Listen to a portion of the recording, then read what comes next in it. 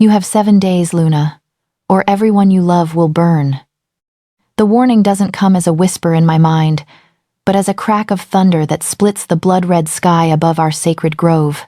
I stare up at the moon as it bleeds over Silverbone territory, feeling the earth tremble beneath my boots, feeling something ancient and hungry stir in the depths below.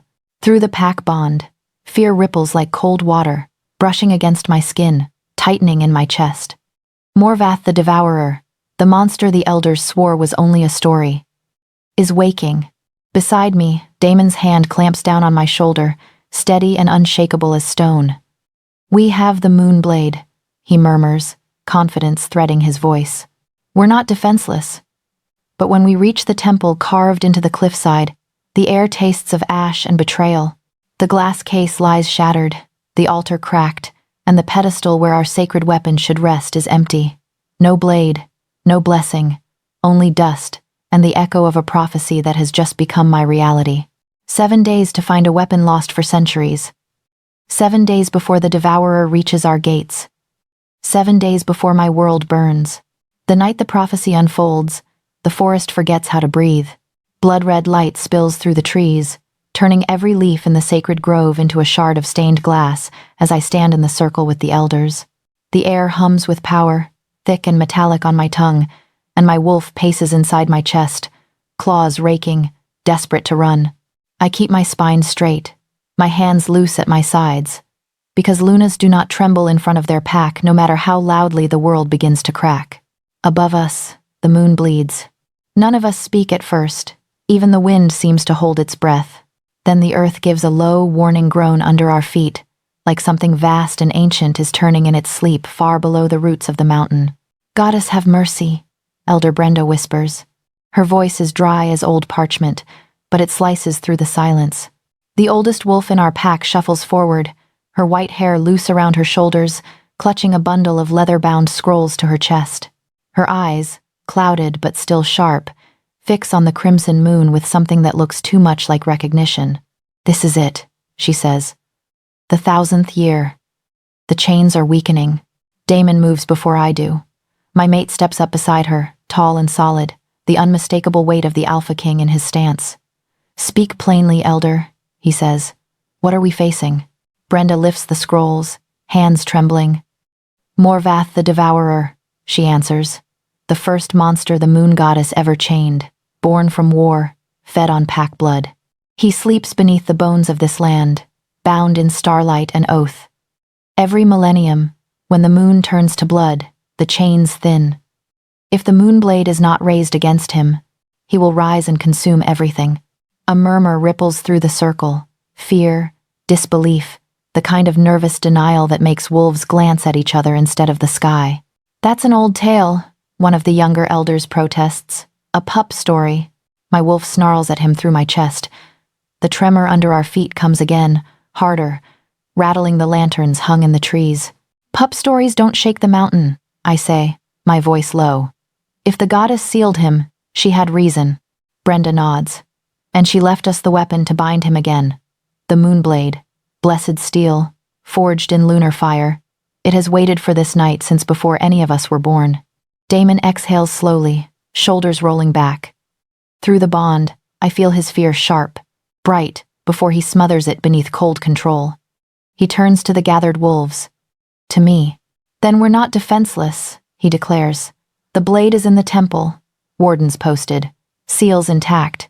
We were chosen to stand watch, and we will.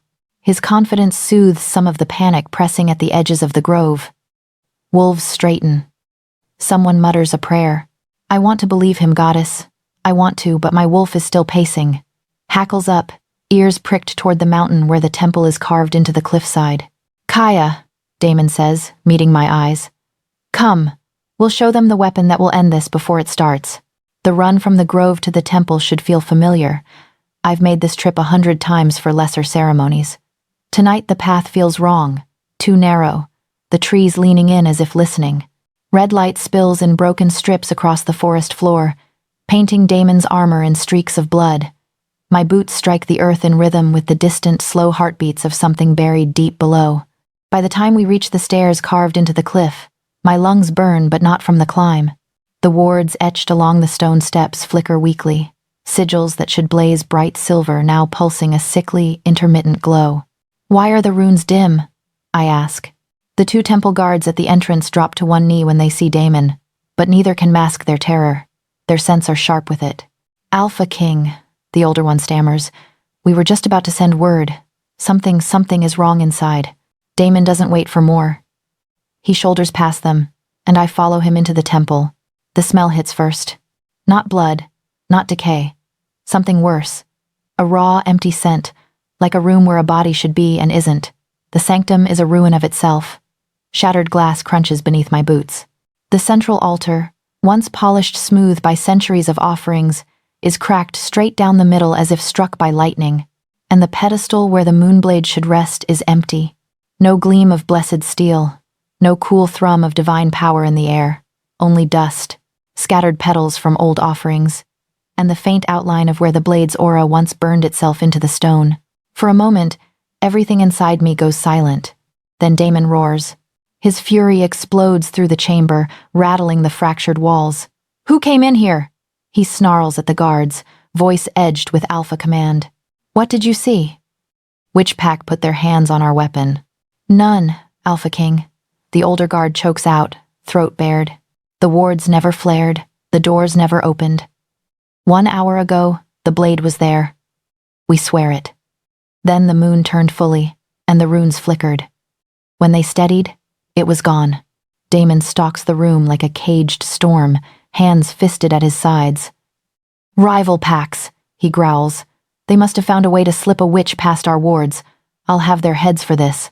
His anger is a living thing in the air, but it doesn't feel right. It feels defensive, too loud, too immediate. I move closer to the pedestal instead, letting his rage become distant thunder at my back. I press my palm against the cold stone where the blade once lay. A faint tingling burns under my skin. Not pain, exactly recognition. My wolf shivers, ears flattening, as if listening to something far away. It doesn't smell like intrusion, I say quietly. No strange wolves, no foreign magic, just absence. Brenda shuffles into the room, leaning heavily on her cane, scrolls still clutched to her chest. Her cloudy eyes land on the empty pedestal, and for a moment the weight of her grief is heavier than Damon's fury. So it has chosen, she murmurs. Damon rounds on her. Chosen? The blade was stolen. Brenda shakes her head. The moonblade does not obey thieves. It is not a trinket to be locked in glass. It is a living promise. When the time comes, it moves to where it is needed most, and away from hands that would use it wrongly. Her words hang in the air like smoke. You're saying it disappeared by itself? I ask. Walked out of the temple? Shifted, she corrects. Hidden. From the unworthy, toward the destined. The first Luna wrote of this. She lifts one of the scrolls, then seems to think better of unfurling such fragile parchment here. Instead, she reaches into the folds of her cloak and pulls out a worn leather journal, edges darkened by years of handling. These are the fragments that remain. Her trials, her sanctuaries, her warnings. Another tremor rumbles beneath our feet, harder this time. Dust sifts from the cracked ceiling. Somewhere deeper in the mountain, stone groans in protest. That is Morvath stirring, Brenda says softly. His chains fray while we argue. The blade will not be found by committees or councils. It will answer to one wolf only, and she is the one who must go. I know what she will say before her gaze settles on me. Luna Kaya. She breathes, and the title feels heavier than it ever has. The goddess marked you the day you took the mantle. Your wolf hears things others do not. The blade will reveal itself to you if you are willing to walk where the first Luna walked. Damon steps between us. She is not leaving the territory while Morvath wakes, he snaps. We don't even know where this supposed path begins. I won't risk my mate on half-remembered prophecies. Brenda's eyes harden. You won't have a mate or a pack if no one goes. Our borders mean nothing if the devourer rises unbound.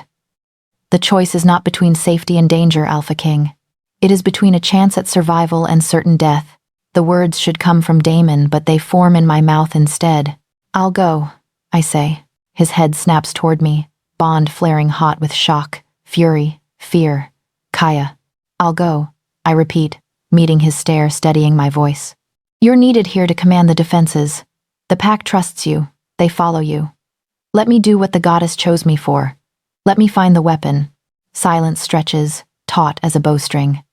He searches my face, and for a second, I see the man under the crown, the one who once held me in a clearing and promised we would always stand side by side. 7 days, Brenda says, breaking the moment. The first Luna's writings speak of 7 trials. The path begins at the Whispering Caves in the south. If she has not returned by the 7th sunset, the chains will snap. Damon closes his eyes, jaw clenched so tight I hear his teeth grind. When he opens them again, the storm has not passed, but it has direction. Fortify every border, he orders the guards hoarsely. Double patrols. Summon our allies. Prepare evacuation routes. No one enters or leaves without my command. Then he turns to me, and the alpha gives way to the mate. If you die out there, Kaya, I will tear the world apart. Then give me something worth surviving for, I answer. He does. He pulls me close and kisses me like a vow, like a goodbye he refuses to name. His hand is warm at the back of my neck. His fear crashes through the bond, raw and unhidden for once. I drink it in and let it anchor me instead of drowning me. When we part, the red moon is already sinking lower, its light staining the temple steps. Hold the line, I tell him. Keep them breathing until I return. I don't wait for his reply. If I do, I might not leave. Outside, the night air slams into me, cold and sharp. I strip, skin prickling, and let my wolf surge forward. Bones crack, muscles twist, and the world explodes into scent and sound as paws hit the ground where feet stood a heartbeat before. The journal is secured in a leather satchel strapped across my wolf form, tight against my side like a second heartbeat. The path south stretches into darkness, thick with unknown dangers and old secrets. By the time the first pale hint of dawn touches the horizon, the temple and its ruins are far behind me. Trees blur, earth thunders under my paws, and the blood moon sinks toward the edge of the world like an hourglass emptying. The devourer is waking. I have 7 days. By the time I see the jagged mouth of the Whispering Caves, the sun is a white knife overhead and my lungs feel like they've been scraped raw. I shift back at the tree line, skin prickling as fur retreats and bone rearranges. The world shrinks from sharp scent and sound into the duller limits of human senses, but the weight of the place hits me even harder like this. The air is colder here, wrong for midday. Every breath tastes of stone, dust, and old, stale power, as if the mountain itself has been holding something in for too long.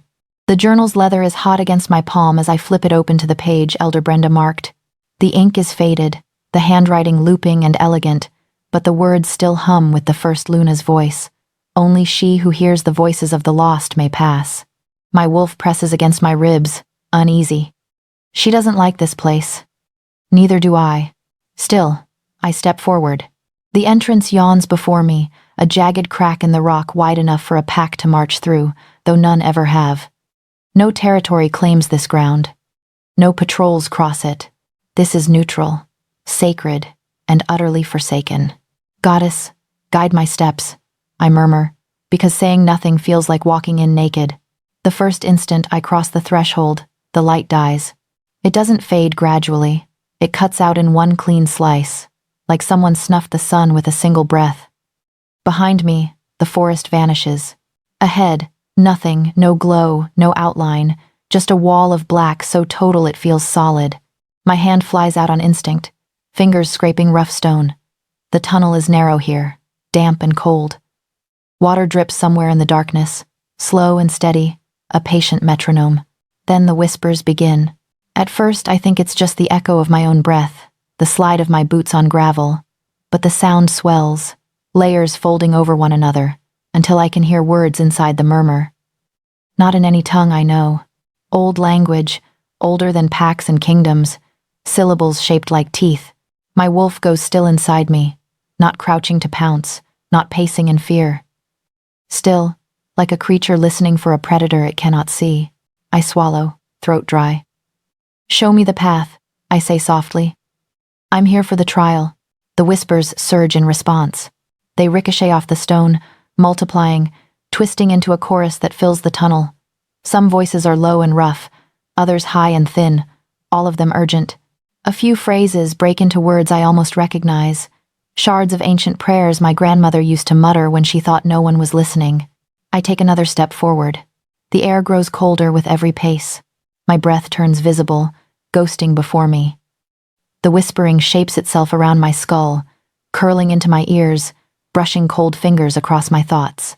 It's not just sound, it's presence, pressing at the inside of my mind, testing the edges. I realize, with a slow creeping dread, that I am not hearing the caves. I am hearing them, the lost. Pale shapes begin to form at the corners of my vision. At first they're only distortions, slightly darker patches of dark, movements where no body should be. Then they resolve into figures, wolves made of moonlight and fog, translucent fur rippling in a wind I cannot feel. They circle me in the narrow passage, pause silent on the stone. Some are small, barely older than pups. Others are massive, shadows of former alphas. All of them carry the same scentless weight of things that are no longer part of the living world. My heart pounds, but I force myself not to bare my throat, not to cower. These are not enemies. These are what's left of those who came here and failed. My predecessors. Lunas who could not save their packs. One breaks from the circle. She steps forward with a slow, steady grace.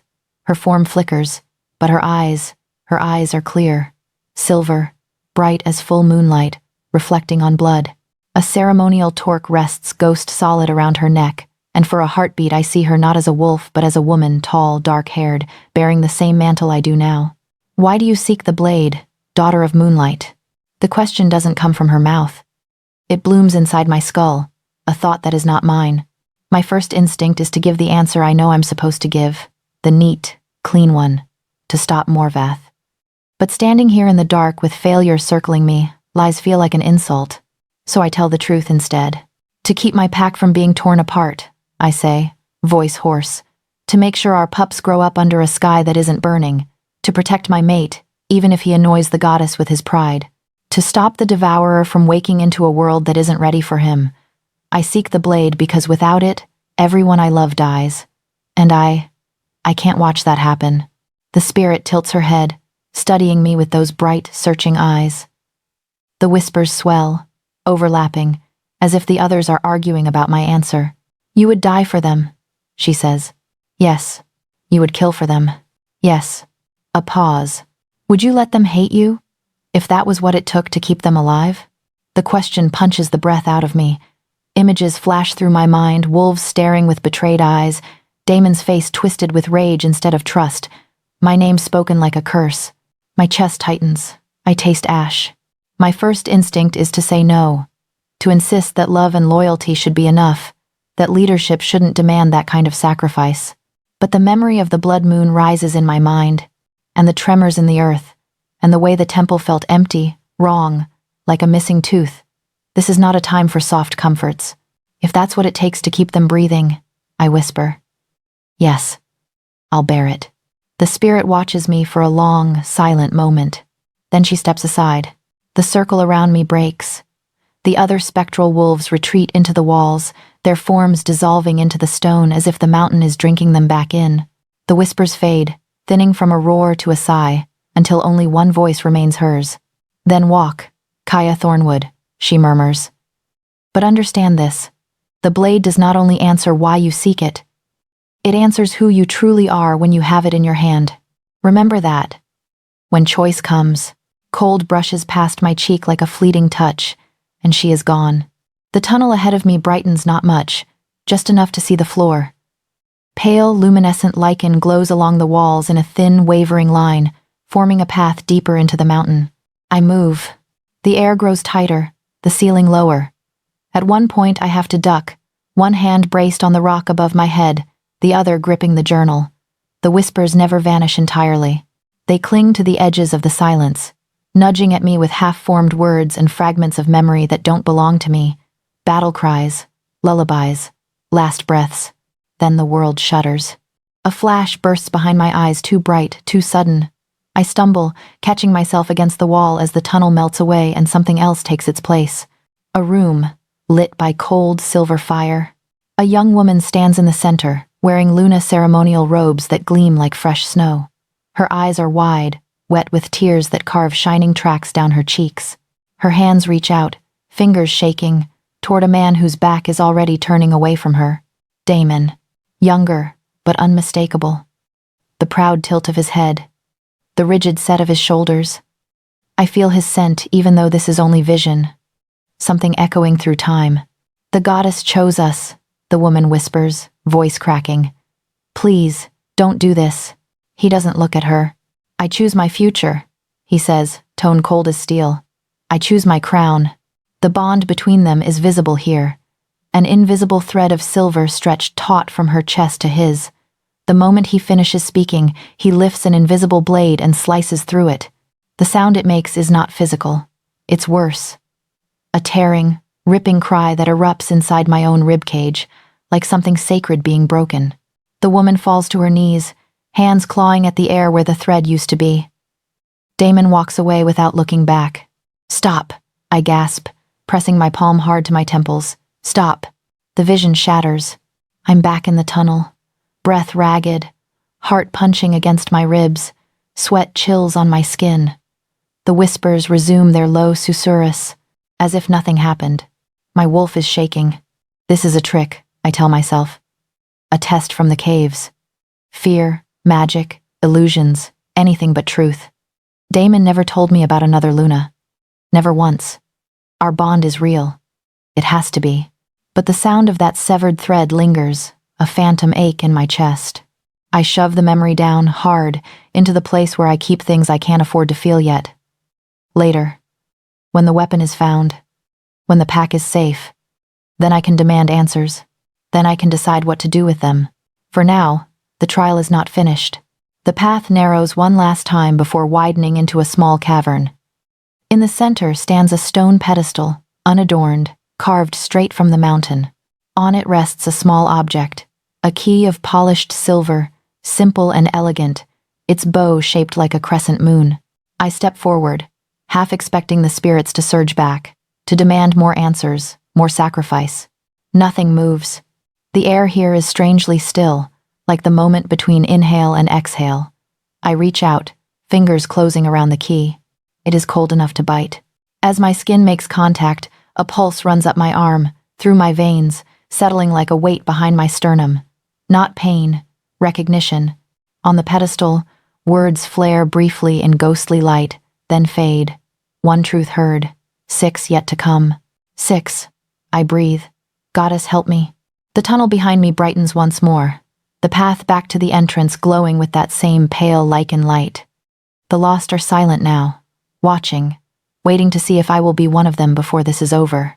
When I step out of the caves, the sky is already bleeding into sunset. Gold and red smear across the horizon, but the blood moon hangs above it all, unchanged, an unblinking eye. My stomach cramps with hunger.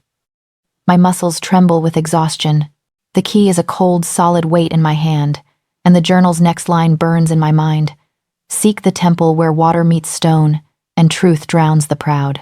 Morvath's presence presses at the edges of my thoughts now, a slow, growing pressure in my skull, like fingers testing the cracks in a wall. I tuck the key into the leather satchel, shoulder the journal, and shift again. Bones snap, fur bursts forth, and my wolf takes the weight of us both. There's no time to rest. I run. The river should be asleep at this hour, but it roars like something alive and angry as I step out of the trees. Moonlight paints the rocks in silver and shadow. Ahead, the waterfall hurls itself over the cliff, a white curtain crashing into the pool below. Even from here, the mist claws at my skin, cold and insistent.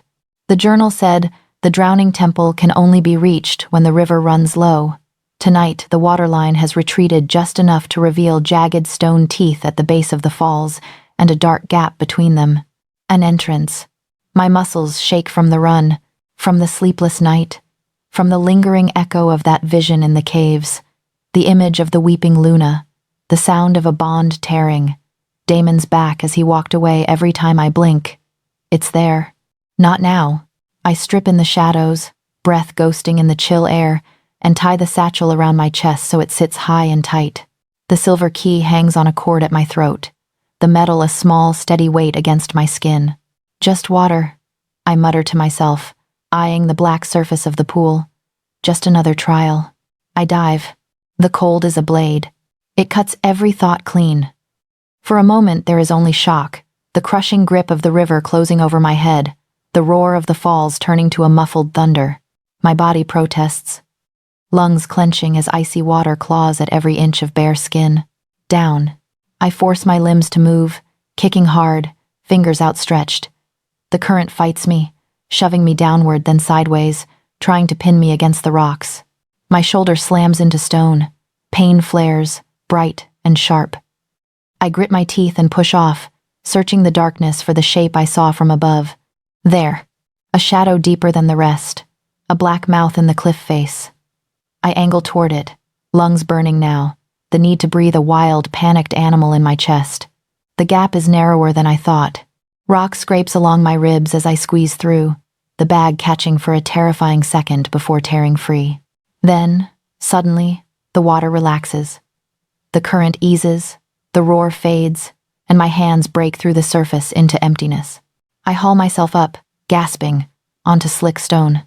The chamber is lit by a faint, blue-white glow emanating from veins of crystal in the walls. Water drips steadily from the ceiling, pooling around my knees. The air is cold and wet, but breathable. I press my palm to my chest, feeling my heart slam against my ribs. "I'm still here," I whisper. "Good." As my breathing slows, I take in the carvings. They cover every surface, walls, ceiling, even the floor where the water hasn't yet swallowed the stone. Wolves rendered in flowing lines, their bodies intertwined with crescent moons and stars. The moon goddess herself appears again and again, a towering figure with eyes like twin moons, hands outstretched. From her palms spill wolves, pairs of them, each connected by a shimmering line that the crystal light seems to follow. The history of us. The first pack standing beneath a sky untouched by city glow. The gift of shifting, the gift of the bond. Scenes of battles survived because two wolves moved as one, hearts and minds linked by something stronger than blood. I move slowly along the wall, fingers hovering just above the carvings.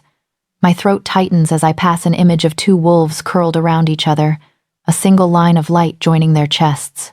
Then I see it. A section where everything has been savaged. Deep gouges mar the stone, hacking through figures and symbols.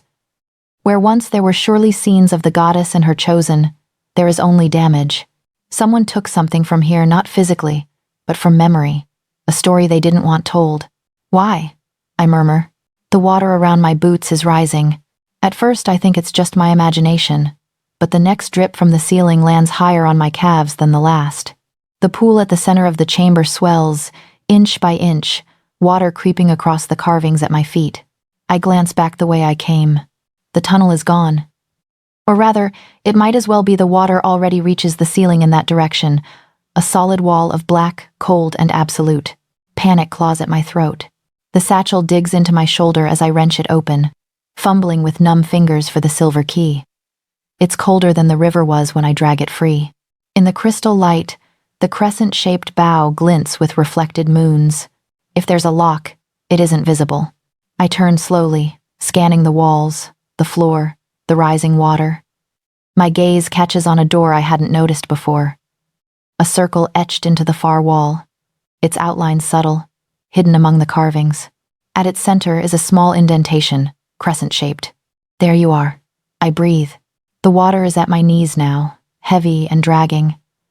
Each step toward the door is an effort. My teeth chatter, from cold or fear, I'm not sure. I press the key into the hollow. Stone grinds. The circle glows, lines of light racing outward from the keyhole, tracing symbols I can't read. The rock shudders, then splits, the carved door rolling aside to reveal a smaller chamber beyond. I don't hesitate. The water surges as if offended, slapping against my back as I stagger through the opening. This room is different. Smaller, round, with smooth walls that curve up into a domed ceiling. No carvings here except one, a riddle cut into the stone above my head, each letter picked out in dim, shifting light. What is given by the goddess but broken by choice? What binds two souls unless one walks away? Water spills in behind me, swirling around my ankles, then shins. There are no other exits, no cracks, no ledges, only smooth stone and the relentless rise of the flood. The answer is instant, instinctive, living in my bones. The mate bond. My wolf whines softly, remembering the vision of the caves, the tear of silver thread. I push her aside, force my jaw to unclench. The mate bond, I say aloud, voice echoing off the curved walls. Your gift, our choice. For a heartbeat, nothing happens. Then the water stops. It doesn't drain. It simply stills. The ripples flatten, the flow from the outer chamber ceases, and the level freezes just below my hips. My legs tremble with relief. In the wall directly before me, a seam appears. A section of stone slides back, revealing a narrow compartment. Inside lies a cylinder of waterproofed leather, bound with a strip of silver. The moment I close my fingers around it, the world tilts. The chamber dissolves. I'm standing in another room, this one dry, lit by torches that burn with clear, steady light. The stone is cleaner, newer. I'm not in my body. I feel that immediately. I'm only watching, a ghost peering through time. Damon is there. Younger, yes, but still undeniably him. The sharp jaw, the proud shoulders, the eyes that so easily command a room. He isn't wearing his crown yet, but the ambition is already wrapped around him like armor. Opposite him stands a woman in Luna ceremonial robes. She is beautiful in a way that has nothing to do with perfection. Her hands shake slightly where they clutch the edge of her cloak. Her eyes, wide and luminous, are locked on his face, as if it's the only thing in the world. The goddess chose us, she says, voice raw. She marked us. You felt it, Damon. I know you did. Even as a vision, the bond between them is visible here, an arc of shimmering light stretching from her heart to his, pulsing with shared emotion. It thrums with recognition, with hope. He doesn't look at the bond. He looks at her robes, at the simple band around her throat, at the empty space where political symbols could hang. I felt it, he says. His tone is flat, and I rejected it. The woman flinches as if he slapped her. Why? She whispers. What did I do? If I'm not enough? It's not about you, he snaps. And there it is, the Damon I know, the one who can slice with words when he chooses. It's about what this bond offers, what it doesn't. The moon goddess may bless souls, but she doesn't understand politics. I will not tie my future to a wolf who brings no alliances, no armies, no power to my pack. The bond between them flickers. The light dims, struggling. You would defy her? The woman breathes.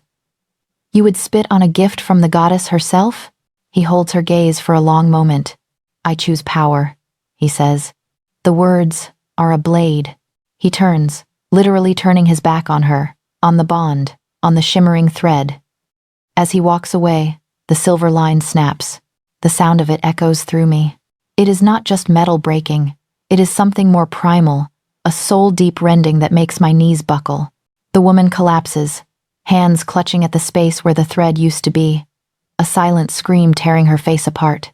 For a moment, Damon pauses at the doorway. His profile tightens, a flicker of regret, doubt, crossing his features. He keeps walking. The vision shreds like wet paper. I'm back in the drowning temple, chest heaving, water unmoving around my waist. My hands are clenched so tightly around the leather cylinder that my knuckles ache. No, I whisper. No, that it can't be real. Damon never spoke of a previous Luna, never hinted at a bond before me. When he claimed me, when the mate bond snapped into place, I felt it. I believed, with everything I had, that I was the first, the only. The journal feels heavy in the satchel, its pages filled with a Luna who faced the truth even when it cut her. I am not her. I do not want this truth. My wolf whimpers, uncertain. This place tests loyalty, I tell myself, forcing the words through numb lips. It twists fears into visions. That's all. I cling to the explanation like a lifeline. When the moonblade is found and the devourer is stopped, I'll go home. I'll look Damon in the eyes and ask him. He'll tell me. He'll make sense of this. He has to. Because if he doesn't, if this is not illusion but memory, the water shivers, breaking its unnatural stillness. The trial has given what it meant to give. It will not hold me longer. I tuck the cylinder into my satchel, fingers shaking, and press my palm against the wall. A hidden mechanism grinds.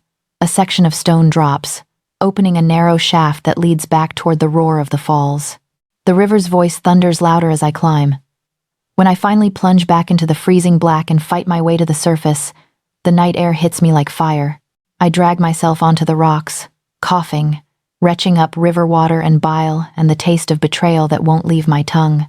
Stars wheel above me. The blood moon glares down, unblinking. I roll onto my back and stare up at it, chest heaving, the map's leather digging into my side. The cylinder unrolls easily in my damp hands. Inside is a map drawn in dark, precise ink, lines tracing a path north through barren peaks, to a place marked with a single word: Ashen. The Ashen Highlands. 3 days' journey if I run hard and don't stop. My body screams for rest. Every muscle aches. My bones feel hollowed out, scraped clean by visions and river stones. But Morvath's presence is stronger now, pressing at the edges of my mind like a storm front. I don't have 3 days to spare. I barely have 3 breaths. I tie the map securely, strap the satchel close, and force myself to my feet. My legs tremble, but they hold. Later, I whisper to the doubts gnawing at my heart. You get to eat me later. Now, I have a weapon to find. I shift. Fur erupts across my skin, bones snapping back into their truest shape. My wolf shakes off the river's chill as best she can and lifts her head to the north, nose filled with the scent of cold stone and distant ash. We run into the darkness, away from the waterfall's roar, toward a high, dead land where answers wait like buried bones. And with every stride, the question I try not to ask beats in time with my heart. What else has my mate chosen to keep from me? The Ashen Highlands greet me like the inside of a tomb. Everything is gray.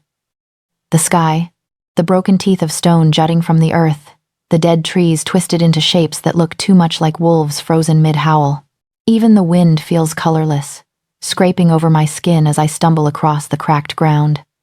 Volcanic rock crunches under my boots, sharp enough to slice through the soles. Every breath tastes of old ash and something metallic, like dried blood that never washed away. By the time I reach the ridge marked on the map, my legs are shaking so badly I'm not sure they'll hold me another step. They do, barely. Below, carved into the side of a blackened cliff, I see it, the ruins of an ancient sanctuary. Stone pillars, half collapsed, surround a sunken courtyard. The remains of walls rise in jagged outlines, open to the sky. No pack scent lingers here. No animal, no bird, nothing living has dared claim this place. My wolf whines low in my chest. Almost done, I rasp, though I don't know if I'm speaking to her or myself. We find the blade. We go home. We end this. The descent to the courtyard is steep, the path little more than crumbling ledges and loose rock. Twice I slip, catching myself just before the drop can take me. By the time my boots hit the cracked flagstones at the bottom, my palms are scraped raw and my lungs feel full of dust. Then I feel it. Power. Humming in the air. It buzzes under my skin like static, makes the hair on my arms stand on end. The center of the courtyard holds a single raised platform, untouched by the decay around it. On it rests a stone altar, smooth and unbroken. And on the altar, bathed in a shaft of cold silver light that doesn't match the dim sky, lies the moonblade. My breath catches. It is both more and less than I imagined. The weapon is elegant, not oversized, its length designed for speed and precision rather than brute force. The metal glows softly, haloed in silver that seems to pulse in time with my heartbeat. Symbols are etched along the blade. Language I can't read, but somehow recognize as older than any pack law. For the first time in days, hope hits me so hard my knees nearly buckle. There you are, I whisper. All the miles, the blood, the visions, all of it narrows to this point. I cross the courtyard slowly, afraid that if I move too fast, the image will shatter. The humming in the air intensifies with each step, the energy wrapping around me, tasting my scent, testing the weight of my presence. I stop at the altar. For a heartbeat, I only look. Images flood my mind, Damon's face, the pack's pups huddled in safe rooms, elders standing on the walls under a bleeding moon, Morvath's shadow, stretching, chains made of starlight snapping one by one. This is for them, I murmur. For all of them. I reach out. The instant my fingers close around the hilt, Agony explodes up my arm. It's not heat like normal fire. It's holy fire, searing through flesh and bone and soul all at once. My wolf screams. I scream with her. Light floods my vision, blinding, white-hot, as if I've grabbed a lightning strike with my bare hand. The blade rejects me. I wrench my hand back on instinct, falling hard onto the stone, my shoulder slamming into the altar's edge. My palm feels flayed, every nerve shredded. I clutch it to my chest, gasping, blinking tears out of my eyes. The moonblade lies where it was, untouched. Its glow hasn't dimmed. It shines as serenely as if nothing has happened at all. What? The word scrapes out of my throat. Why? I stagger to my feet, fury and fear tangling in my chest. I'm the Luna, I snarl hoarsely. Chosen by the pack, blessed by the goddess herself. I faced your trials. I've bled for this. Why won't you answer me? The air changes. The humming deepens, becoming a resonance that sinks into the stone, into my bones. Shadows thicken at the edges of the sanctuary, pooling in the broken doorways, gathering beneath the dead arches. The silver light around the blade intensifies, spilling outward, swallowing the gray. Then something steps out of that light. A wolf, but not. Larger than any living wolf could be, easily twice my height at the shoulder. Her fur is made of pure moonlight, every strand a slash of silver brightness.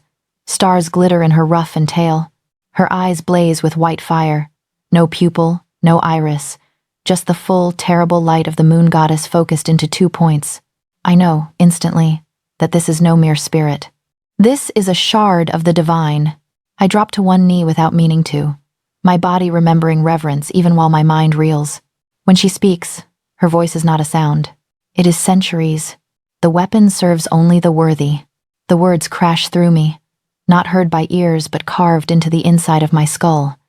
They are layered with other voices, echoes of Lunas long gone, of wolves who have stood where I stand now. I force my head up, meeting that blazing stare. I've done everything asked of me, I say, throat tight. I faced the lost. I answered the river.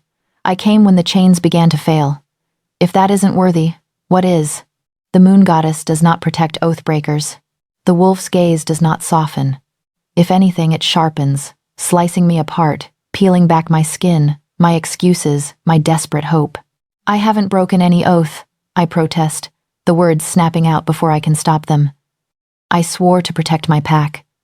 I swore to stand at my alpha's side. I've kept those vows. You have, the guardian agrees. He has not. Cold slides down my spine. Images from the caves and the temple slam into me, the crying Luna, the thread of silver, Damon's voice saying, I choose power as he turned away. No, I whisper. The ash-laden wind tastes suddenly sour. Those were tests. Visions meant to shake me. They're not. Memory? She corrects, and there is no room left for denial in that single word. Not illusion, not story. Memory, preserved in places where the goddess's eyes are never closed. My chest feels too tight for breath. Even if that's true, I say, clinging to the only argument I have left. It was before me. Before our bond. He's led our pack well. He's defended our borders, upheld our laws, honored the goddess in every ceremony. He can change. Doesn't that matter? The guardian's gaze burns hotter. Choice always matters, she says. So do its consequences. The moonblade is not a shield for pride. It does not erase the cost of spitting on a sacred bond. Your alpha was given a mate by the goddess herself. He cut that thread for ambition. Her voice drops, every word heavy as stone. The blade will fulfill its purpose, but not the one you believe. My knees threaten to give out completely.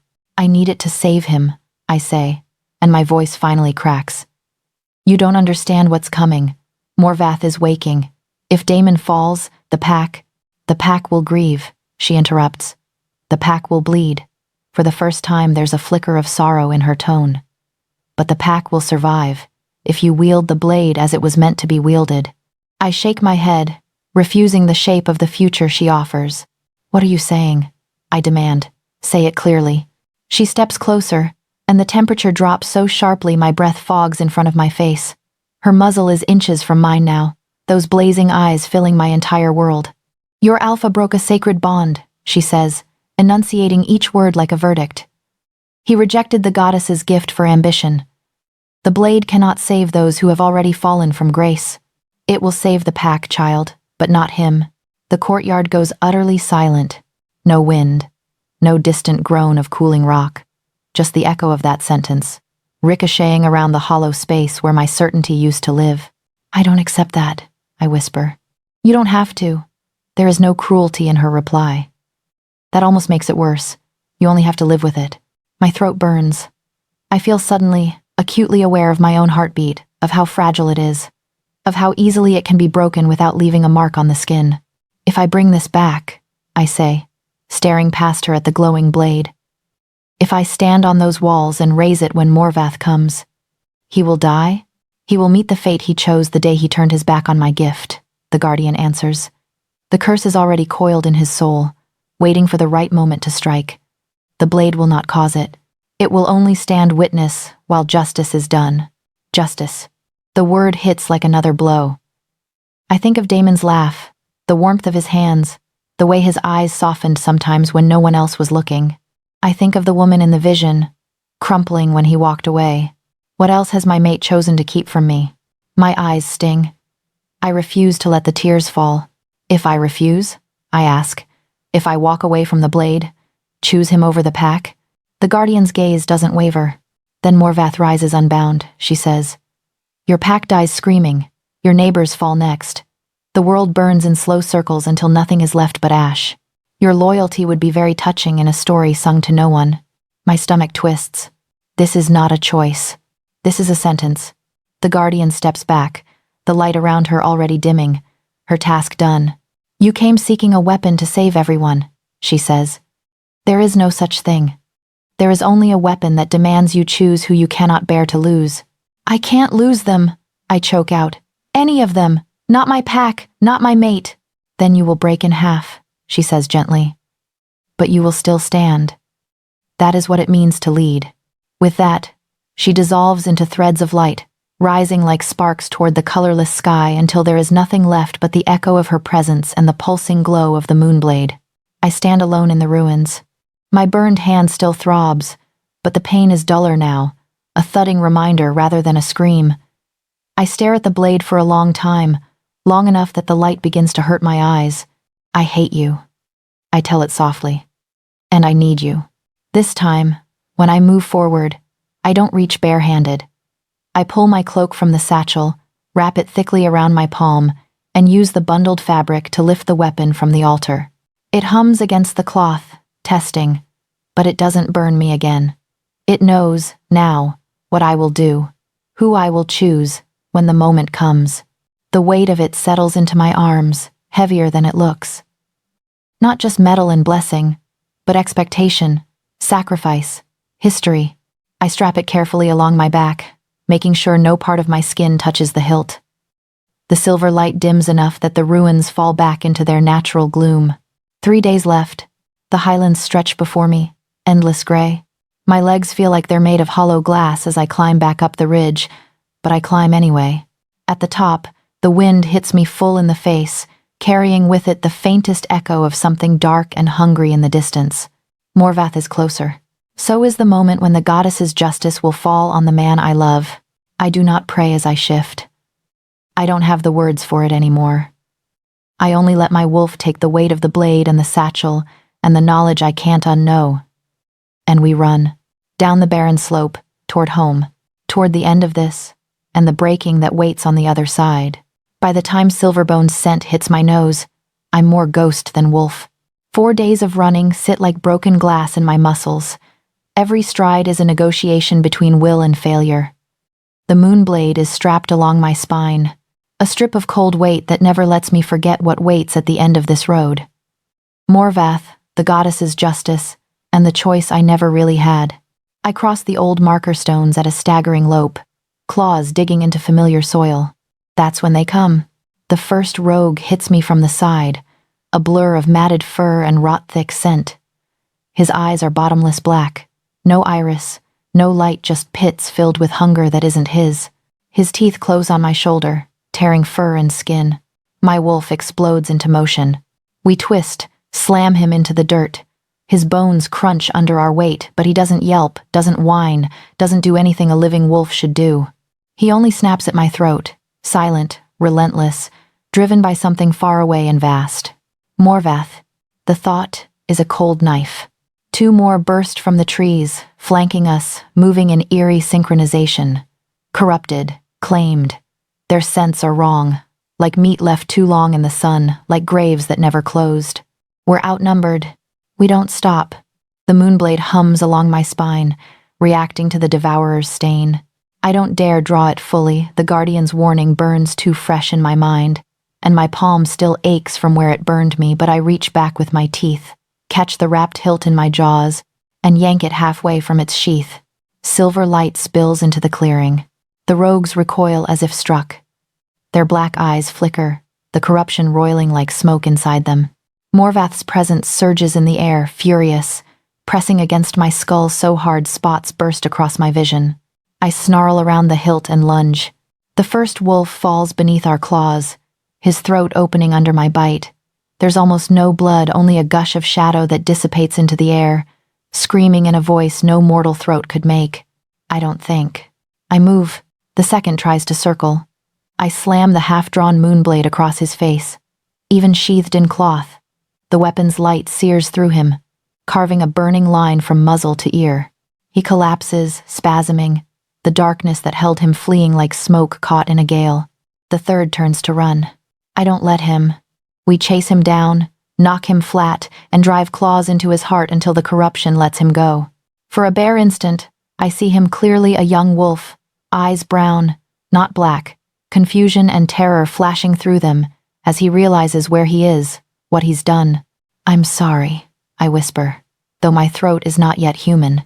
He dies, before the words finish forming. The remaining shapes hanging at the edge of the trees, more rogues, more puppets, melt back into the shadows. Morvath pulls them away, abandoning this attack as a failed gambit. He knows I have the blade now. He will adjust. My legs tremble as I shove the moonblade back into place and force my wolf onward. We run through our own territory like strangers, cutting across back paths and training fields, passing patrols who flinch at the sight of me and the weapon on my back. Their fear coils through the bond like smoke. Silverbone is fraying.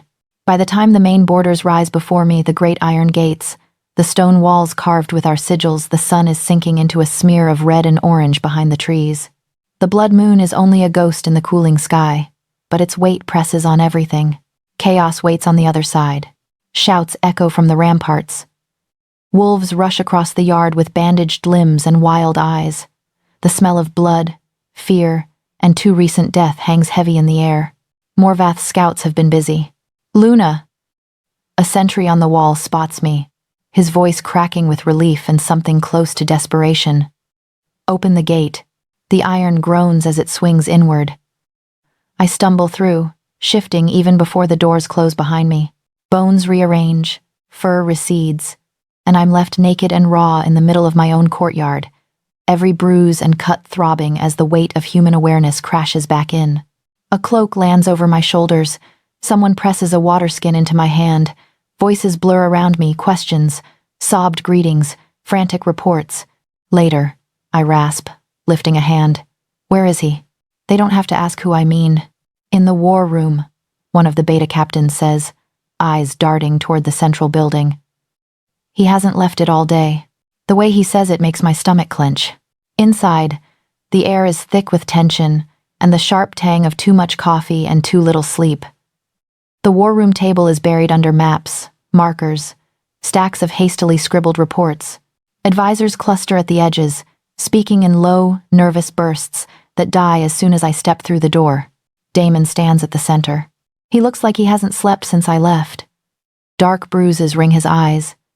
His hair hangs loose around his face, and his jaw is striped with a new scar I don't recognize. His posture is wrong, too stiff, too sharp, like a blade left too long in the forge. He turns when he feels me, bond snapping tight. Kaya. His scent crashes over me, familiar, steady, the anchor it's always been. For a second, the sight of him slices through everything else. The highlands, the caves, the guardian's verdict, all of it blurs behind the simple, visceral relief that he is here. Alive. His gaze drops to the weapon strapped at my back. You found it, he breathes. Emotion surges through the bond: triumph, relief, a near hysterical edge of vindication. It doesn't feel like the calm, grounded Damon who led our pack through border wars and harsh winters. It feels like someone standing on the edge of a cliff, pretending the drop isn't there. "Everyone out," he snaps without looking away from me. The advisors hesitate. One of them opens his mouth, outrage and fear mixing in his scent. "Now." Alpha Command laces the word, heavy and irresistible. They file out, bristling, worried, obedient. The door shuts behind them with a heavy finality. We are alone. For a heartbeat, neither of us moves. Then Damon crosses the room in 3 long strides and pulls me into his arms. I stiffen at the sudden impact, then sag against him, exhaustion finally catching up. "You're alive," he murmurs into my hair. His hands grip my shoulders hard enough to bruise, as if testing that I'm real. "You're late, but you're alive." "Rogues on the border," I say against his chest. "Morvath's puppets. They tried to stop me. Did they touch you?" His body tenses. "They're dead," I answer. "That's what matters." He pulls back just enough to look at me, eyes burning. "What matters," he says, gaze flicking to the moonblade again, "is that you brought that home." He releases me abruptly and steps back, pacing once, twice, like a caged animal. Through the bond, I feel him twitching, thoughts racing, calculations spinning. His scent is sharp with stress, edged with something like fear. "You don't know what it's been like," he says. "Scouts disappearing, wards failing, the elders arguing over evacuation plans. Half the border patrols think we're already dead. They just haven't gotten the news yet. But this," he gestures at the blade, "this changes everything." "Careful," my wolf whispers. I unstrap the moonblade slowly, keeping the cloak between my skin and the hilt, and lay it on the table. Its silver light spills across the maps, washing away ink and shadow, casting our whole situation in a brutal, clear glow. Damon steps closer, eyes drinking in every line of it. "Beautiful," he murmurs. "Ours." He reaches for it. No. The warning tears out of me too late. His fingers close on the bare hilt. The blade answers. Light detonates between us, blinding, searing. Damon jerks as if struck by lightning. The smell of burning flesh floods the room. He rips his hand away with a wordless snarl, cradling it against his chest. The moonblade lies where it was, humming, untouched. A blistered, angry welt blooms across his palm, shaped like a crescent moon. For a heartbeat, shock empties his gaze. Then fury floods in to fill the space. "What was that?" he demands, voice raw. "What did you do?" "I didn't." I stare at his hand, at the charred skin. Guilt and dread churn together in my gut. "It rejects oathbreakers," I say, the guardian's words scraping through my throat. "It told me so in the Highlands." His eyes narrow. "It spoke to you?" "Yes." "And you didn't think to mention that before you brought it into my war room?" His tone cuts, brittle and sharp. "Your war room?"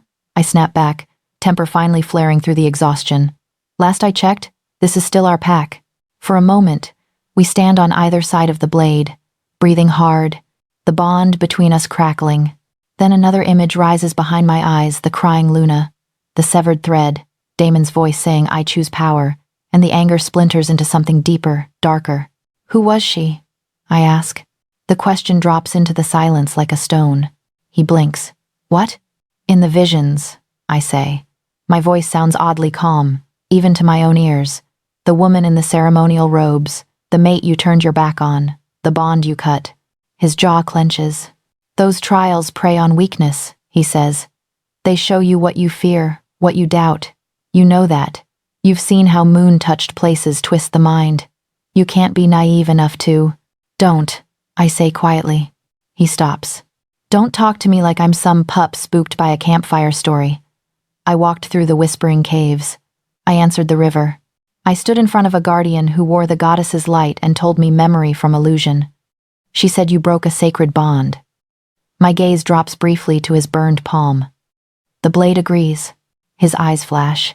"This is what you bring back to me?" he asks, voice low and dangerous. "A weapon and accusations?" "This is what I bring back," I say, matching his tone, "because this is what I found. Tell me I'm wrong, Damon. Look me in the eye and tell me there wasn't another before me. Tell me you didn't reject a mate the goddess chose for you." Silence. He doesn't look away. That almost hurts more. There was, he says finally. The air leaves my lungs. He says it like he's admitting to a minor crime, a youthful mistake, but the echo of that severed thread is screaming in my chest. She was nothing, he adds quickly, seeing the way my face changes. A girl from a minor family. Sweet, but naive. The kind of mate that would have made me weak. The goddess doesn't understand politics, Kaya. She gives hearts, not crowns. So you cut her free? I whisper. I set us both free, he corrects. I gave her the chance to find someone better suited to her. I took the chance to build the future this pack needed. You, the alliance your blood brought me, the strength of two great lines united. Look at everything we've accomplished because I made that choice. The room tilts. You talk about her like she's a trade you made at market, I say, numb. Like she wasn't a person, like she wasn't a promise. She was a complication, he snaps. One I dealt with before it could destroy everything I was meant to become. His burned hand curls into a fist, skin cracking. And now you stand here judging me, when you know what's coming? When every decision I've ever made has been for this pack? For the pack, I echo. Or for the crown? He flinches. The bond between us shudders. I press a shaking hand to the table, trying to steady myself. The moonblade's light reflects in the map's rivers and borders, cutting our territory into shards. My chest feels full of broken glass. Did you ever love me? I ask quietly. Or did I just fit better into the picture you were painting? For the first time since I entered the room, Damon looks truly unsure. His mouth opens, closes. Something like pain flickers across his features, stark and unguarded. For a heartbeat, I see the man who held me under a harvest moon and whispered that he couldn't breathe without me. I chose you, he says at last, almost helplessly. Doesn't that mean anything? It does. It means everything and nothing at once. Because now I know what his choices cost. The Guardian's verdict settles over the moment like falling snow. It will save the pack, child, but not him. I straighten, forcing steel into my spine. We don't have time to unravel this now, I say. Morvath's scouts are already at our borders. The curse in your soul is waking. Whether I forgive you or not won't change what's coming. His eyes flicker at the word curse. You believe that thing? He asks, nodding toward the blade. Over me? I believe what I saw, I answer. And what just burned your hand? I believe the goddess doesn't forget when someone spits on her gift. I pause, letting the next words settle between us like another line we can't uncross. But I also believe our pack deserves to live, regardless of what either of us has done. He looks at the moonblade, at his palm, at me. Then we focus on that, he says tightly. We hold the walls, we use the weapon, we survive. You won't, I don't say. The blade hums softly, as if it hears the lie and is already measuring the time left in his veins. I wrap the moonblade again, hiding its light, and slide it back into its sheath. The room dims, leaving only the candle glow and the sharp lines etched into Damon's face. Get some rest, he says, and the gentleness in it catches me off guard. You look like death. So do you, I reply. He huffs a humorless breath. We'll fix it after this is over. If there is an after for you? I nod instead of answering, and turn toward the door. My steps are steady, but inside, everything is unraveling trust, certainty, the future I thought we were racing toward together. Outside, the yard is a storm of preparation, wolves hauling supplies, fortifying walls, checking weapons. The blood moon climbs higher, uncaring. I look up at it, and lay a hand on the hilt at my back. Between the devourer outside our walls and the curse coiling in my mate's soul, I don't know which will break first. I only know that when they do, I will be holding the blade that decides who gets to live with the pieces. Morvath will reach us tomorrow. The knowledge sits in my bones like a second spine as I walk the territory, watching my world build its own barricades.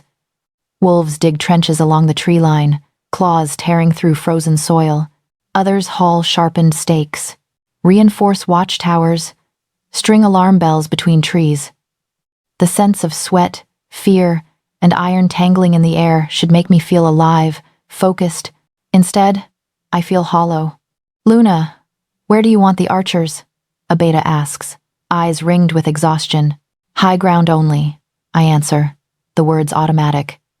Rotate them every 3 hours. No one stays on the wall long enough to make mistakes. I hear myself. I watch myself. It's like wearing my own body as armor. Damon's voice follows me everywhere. He moves through the camp like a storm contained in 2 small skies, giving orders, snapping at anyone who hesitates, stepping in where he should delegate. The pack watches him with a mixture of awe and unease. He corners me near the training field, away from listening ears. Kaya. His fingers close around my wrist. Not hard, but firm enough that the bond between us flares, reminding me what we are, what we were meant to be. We need to talk. We are talking, I say, keeping my gaze on the wolves sparring in the dirt. Their movements are clumsy with fatigue, but the determination in them aches to watch. Not like this. His voice softens. Not like we're strangers sharing command. I pull my wrist free, ignoring the sting that runs through our bond. We're leaders sharing a pack on the edge of annihilation. That's all we have time to be. He flinches as if I slapped him. Everything I did, he says quietly, I did for this, for them, for us. The goddess chose wrong the first time, Kaya. I corrected it. I chose you. Isn't that worth anything? The worst part is that a piece of me wants to believe him. To step into his arms, let his scent drown out the memory of the woman on her knees and the sound of a bond breaking. But the Moonblade's rejection burned the lie out of me. It's worth something, I say. It's just not worth everything. He searches my face, jaw tight. What we have is real, he insists. Fate or not, don't let some ancient ghost and a temperamental weapon rewrite us. What's coming, I answer, finally looking at him, is going to rewrite us whether I let it or not. His eyes darken. So that's it? You've already decided I'm damned. I didn't decide anything, I say. The goddess did that the day you cut that thread. He flinches again, deeper this time. For a heartbeat, the Alpha King vanishes, and I see only a man who finally understands that some debts come with interest you can't negotiate away. We can face her together, he says hoarsely. Whatever judgment she has, we stand under it side by side. I almost laugh. You say that now, I reply. But when the moment comes, it won't be you she demands a choice from. It will be me. He doesn't know how literal that is. He reaches for me again. I step back. There's work to do, I say, and walk away. The day stretches into a series of tasks that feel like beads on a string I can't stop threading. I check the infirmary, where healers lay out bandages, herbs, vials of pain, dulling tincture that will run out too quickly. I meet the eyes of young warriors barely past their first shift, see their terror and their stubborn pride. I kneel with pups in the safe caverns beneath the main hall, smoothing their hair as they ask if the bad thing outside will get in. No, I tell them, because tonight they need lies more than they need truth. We won't let it. Elder Brenda finds me in the quietest place she can, the old orchard behind the Alpha House where the trees bear no fruit this season but still hold the memory of sweetness. You've been avoiding me, she says, lowering herself onto a fallen log. I've been busy, I answer. Busy pretending you still think you can save him, she corrects. I sink down opposite her, too tired to keep the mask in place. If you're here to tell me again that Damon is doomed, I already got that message from something with more fur and more authority. Her mouth quirks, but there's no humor in it. I'm here to tell you what that authority didn't have the heart to say out loud. I close my eyes. Go on then. The blade's power isn't just its metal, she says. It's what it gathers. When our wolves fall tomorrow, and they will, what's left of them won't scatter into nothing. Their sacrifice will pour into that weapon. Into you. The more we lose, the stronger your last strike will be. My stomach turns. So to save us, I say slowly, I have to watch them die and turn their deaths into fuel. That's one way to put it, she replies. Another is, you carry them into the final blow, so none of them fall for nothing. Her eyes are kind. That almost makes it worse. And Damon? I ask. The curse in him isn't tied to the blade, she says softly. It's tied to the choice he made long before he ever held a crown. The goddess doesn't kill on whim. She simply stops shielding those who tore up their own protection. So while I'm gathering the dead to strike at Morvath, I murmur, I'll be watching my mate unravel from the inside. Yes, there is no comfort, but there is clarity. I don't know if I can do it, I admit, voice barely above a whisper. Lead after that. stand in front of them all with his blood on my hands, even if I never lay a finger on him. Brenda reaches out, her wrinkled hand warm on my knee. Leadership isn't about what you can bear, she says. It's about what you bear anyway, because someone must. The goddess chose you for that, Kaya. Not to be a perfect mate, to be a necessary alpha. The word lands between us like a dropped blade. Alpha, not Luna, not consort, not second. The one who stands when the others fall. I don't want it.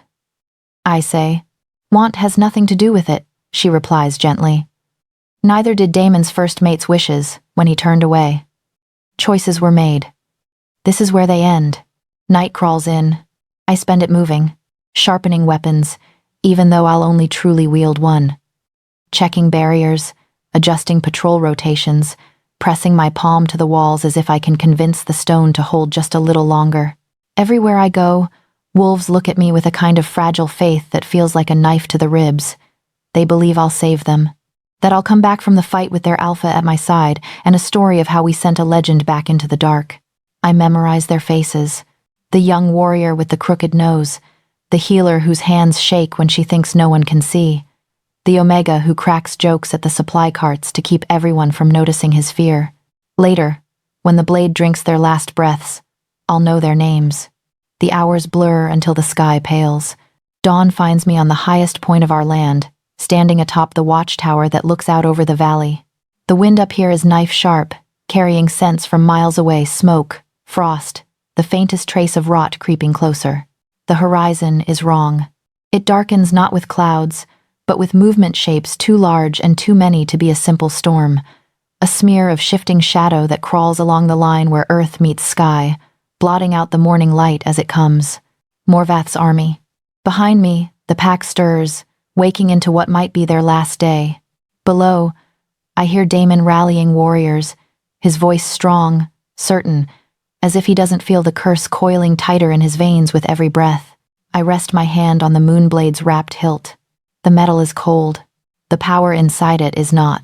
Almost time, I whisper to the empty air, to the goddess, to the part of me that still hopes for an impossible miracle. The living shadow on the horizon swells, marching toward us like the night itself decided it was tired of waiting for sunset. I square my shoulders. Whatever breaks today, bonds, bodies, the future I thought I had, I will be there to see it through. And when the devourer reaches our gates, I will step forward, not as a Luna beside her alpha, but as the wolf the goddess left holding the blade. Sunset bleeds across the sky like an open wound when Morvath finally comes. The first sign is the sound. Not footsteps, not howls. Silence, sudden and complete, swallowing every breath of wind, every rustle of leaf. Then the shadows at the tree line pull together, thickening, rising, shaping themselves into something with too many teeth and not enough mercy. He towers over the forest, part wolf, part smoke, part hunger, older than language, eyes burning like dead stars, sunk deep in a skull made of night. Our wards shatter like glass. His army pours through the gaps. Twisted wolves with black eyes and broken bodies. Pale, shrieking things that used to be spirits, warped into weapons. They crash against our front lines in a wave, claws and fangs and darkness. The air fills with the iron reek of blood and the sharp crack of bone. Damon is everywhere at once. He moves through the chaos like a blade, his wolf slamming into anything that breaches the defenses, his commands cutting through the roar. For a moment, pride flares in my chest in spite of everything. This is the Alpha King I mated, relentless, brilliant, terrifying. Then I see it. His steps stutter where they should flow. His shifts between forms are jagged, too slow, as if his wolf keeps catching on something unseen. Energy lashes through him in wild surges, not answering his will. The curse is waking. I force my way through the melee, the moonblade a wrapped weight across my back. Wolves fall and rise around me, some getting up again, some not.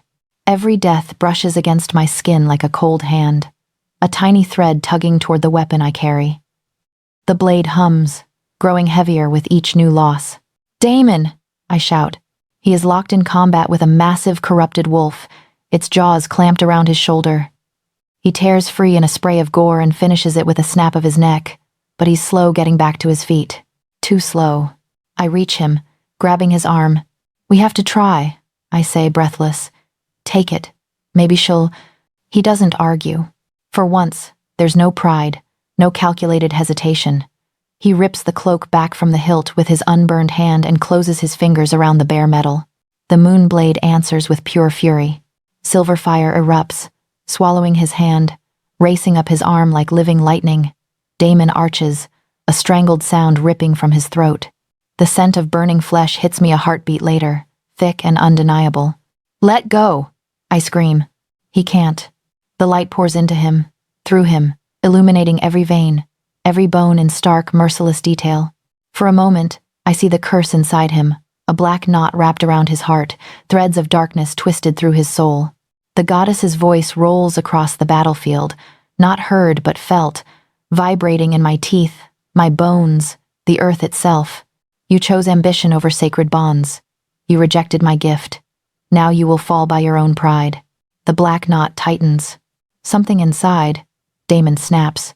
He collapses, the blade falling from his hand at last, its light dimming as it hits the blood-soaked ground. His body convulses, shifting halfway, bones cracking, fur bursting and retreating in a grotesque rhythm. His wolf claws at his skin from the inside, tearing at the bond that once tethered him to divine favor and now only finds absence. I drop to my knees beside him. "Damon." My hands hover uselessly over him, afraid to touch, unable not to. "Stay with me, please." His eyes find mine through the pain. For a heartbeat, they are clear. No alpha command, no calculated distance, just a man stripped bare before the judgment he spent his life pretending he could outrun. "I thought I had time," he rasps, voice shredded. "To fix it, to deserve you." Tears burn hot and useless behind my eyes. "You could have told me," I whisper. "We could have faced it together." He tries to smile. It comes out broken. "Would you have chosen me?" he asks. "If you'd known?" I open my mouth. I don't lie. He sees the answer in my silence.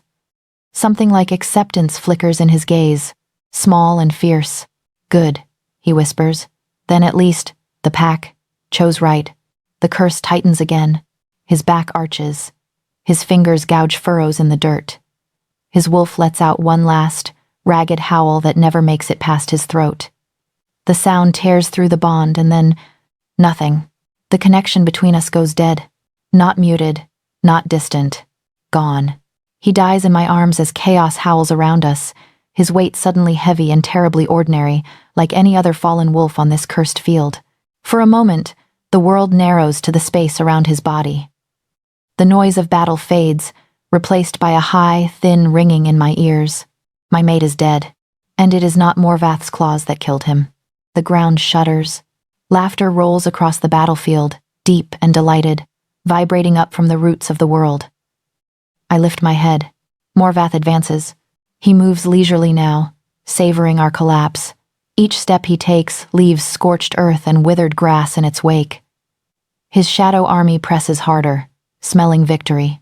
Our wolves are breaking, pulled back toward the inner defenses, lines shattering under the onslaught.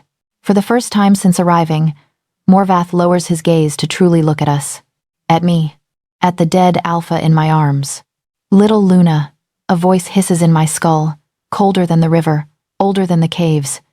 "You ran well, you bled well, but you were always too late."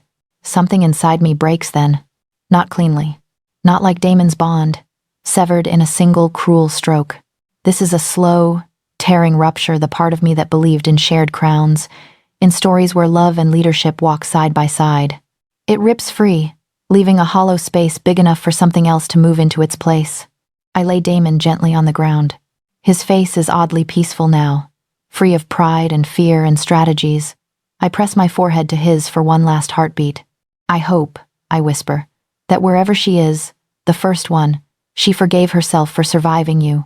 Then I stand. When I reach for the moonblade this time, it does not burn.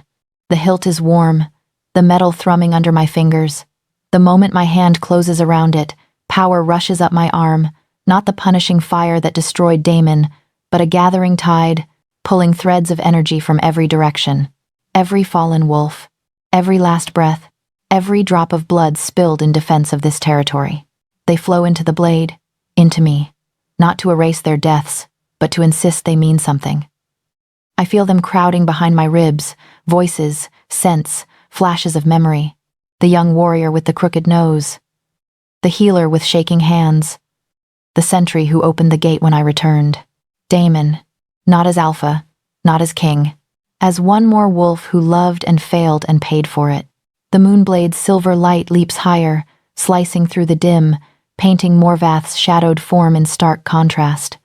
The devourer recoils, just a fraction. I step forward. No Luna, no Mate, no second. Just Kaya Thornwood, the last wall between this pack and the dark. Come then, I say, my voice carrying farther than it should, the blade amplifying every word. You wanted a legend. Here I am. Morvath roars and surges toward me, a tidal wave of shadow and teeth and ancient hunger. I run to meet him. The battle that follows is too short to be called a war. He is vast, but his power is spread thin over too much destruction. Mine is concentrated every death tonight, sharpened down to a single point. Where his claws strike, I feel bones crack, but the blade sings in my hands, moving with a precision that is not mine alone. We dance in a storm of light and dark. Once, his jaws close around my arm. Pain explodes, but I drive the moonblade into the smoky flesh beneath his ribs and feel it catch on something solid, the core of the curse that is him. The voices in the blade surge, howling, pouring through the steel into that rotted heart. For Silverbone, I snarl. For every pack you've ever broken. For everyone who fell because we were too blind, too proud, too late. I drive the blade home. The world goes white. Morvath screams not in rage, but in shock, as the power he's devoured for centuries is turned against him. The shadow that makes up his body shreds, peeled away in layers by the pressure of our dead. The devourer collapses inward, light spearing through him from every direction. Then he explodes. Not into gore, not into fire, but into ash and nothingness, torn apart and dragged back down into the deep places of the world where the goddess first chained him. The echo of his presence vanishes from my mind like a nightmare dissolving in sunlight. Silence falls. Real silence. No war cries, no shrieks, no orders. Just ragged breathing, the crackle of distant fires, the low, haunted sound of someone sobbing into their hands. I'm still standing, barely. My arm is a ruin of teeth, marks, and blood. My lungs burn. My legs threaten to buckle with every heartbeat. The moonblade is heavy, humming softly with voices that are beginning to quiet, settling into the steel like stars going out one by one. The battlefield stretches around me in every direction. Bodies, wolves who will never rise again. Friends, strangers, enemies who died before Morvath could fully claim them. The ground is churned mud and blood, the air thick with smoke and grief. Half my pack is gone. Damon is gone. Those who survived emerge slowly from behind barricades and shattered walls. Their eyes find me. One by one, fear, awe, devastation, expectation, all of it swirls together in their gazes as if I'm something they don't have a name for yet. Elder Brenda limps toward me, leaning heavily on her cane. Her hands shake as she unfastens the Alpha's mantle from where it lies, scorched and torn, over Damon's still chest. She carries it to me, every step an effort. There is no speech, no oath, no fanfare. She simply meets my eyes, seeing everything in them, the love, the loss, the guilt, and places the mantle on my shoulders. The weight is nothing. The weight is everything. Alpha, she says. The word lands like a final seal on everything the goddess set in motion long before I was born. I don't feel triumph. I feel the crushing, irrevocable certainty that my life stopped belonging to me the moment I picked up the blade. Later, we erect memorial stones in a clearing that still remembers green. Names carved into rock. Symbols for those we couldn't recover enough to bury. The pack gathers, thin and hollow-eyed, as I stand before the stones. Not to promise them comfort. To promise the dead something better. I won't lie to you, I say quietly, palms flat against cool stone. I failed you. I didn't see quickly enough. I didn't ask the right questions soon enough. You paid for our blindness with your lives. The wind stirs, cold and clean. I can't give you justice, I continue. The goddess already claimed that. But I can give you this. I will lead with truth, not comfort. I will not trade souls for crowns. I will not spit on any bond she blesses, no matter how inconvenient it looks on paper. My hand tightens on the Moonblade's hilt. Your deaths will be the last ones paid for ambition dressed as strategy. The weapon hums, quieter now, but always there, a reminder pressed into my palm that power has a price, and someone always pays it, whether the powerful admit it or not. At night, when the pack sleeps in uneasy fits and starts, I sit alone with the blade across my knees, listening to the echoes of those who live in its steel. Sometimes, in the faintest edge of dream, I think I hear Damon's voice among them. I don't know if it's forgiveness or warning. Maybe both. I am Kaya Thornwood, Alpha of the Silverbone Pack. I carry a weapon that remembers every life that fed it. I carry a mantle stitched from the mistakes of those who wore it before me. And I carry the weight of knowing that the greatest enemy we face will never just be monsters in the dark, but the pride and fear that grow quietly inside our own walls while we're too busy looking outward to see. Before you go, tell me something.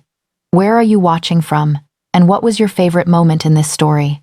Did you see this ending coming, or did it take you by surprise?